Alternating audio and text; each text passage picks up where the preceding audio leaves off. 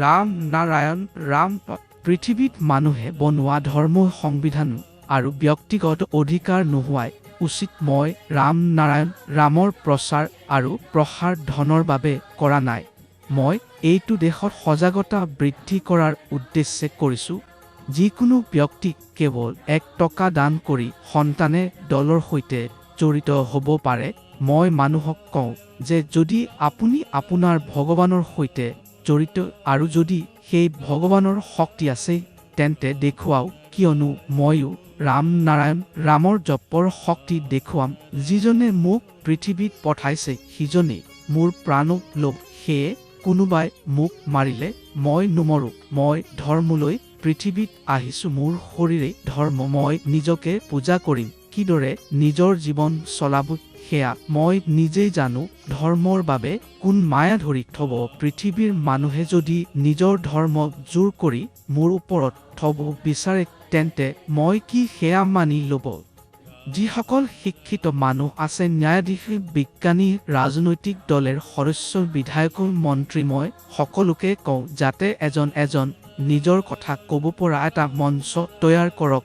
তেনেহ'লে মানুহৰ মাজৰ বিবাদ শেষ হ'ব। মানুহে বনোৱা সংবিধানত ধৰ্মৰ অধিকাৰ ক'ত দিলে? যিজনে মানুহ সৃষ্টি কৰিলে কাষ কয় নে সি মালিক? বতাহ কয় নে সি মালিক? পৃথিৱীৰ পানীয়ে সকলেও কেতিয়াও কয় নে সিহঁতে মালিক? সিহঁতে কেৱল কয় মই তোমালোকৰ বাবে আছোঁ। মানুহে এই কথা বুজি নাপায় কিয়? সকলোতে প্ৰকৃতিতেই তেওঁ জড়িত। মানুহে কেৱল ধনন কৈ থাকে। মৃত্যুৰ সময়ত কি সেয়া লৈ যাব? সকলো পৃথিৱীতেই থাকি যাব। পৃথিৱীত প্ৰায় 8 কোটি মানুহ আছে আৰু সকলোৰে জন্মগত অধিকাৰ আছে। পৃথিৱী আৰু প্ৰকৃতিৰ ওপৰত ইয়াত সকলোৰে সমান অধিকাৰ আছে। গছৰ পাতে, পৃথিৱী, পানী, বতাহ সকলোৰে সমান অধিকাৰ। যদি আমি সিহঁতক মৰম আৰু সন্মান নিদিওঁ তেন্তে সিহঁতে আমাৰ উপৰিও মৰম নকৰে। পৃথিৱীত এটা মানুহ নাই যাৰ কোনো সমস্যা নাই। পৃথিৱীত ইমান ধৰ্মৰ ঠিকাদাৰ আছে। সকলোৱে চোৰ, কেও সঁচাকৈ ইমানদাৰ নহয়।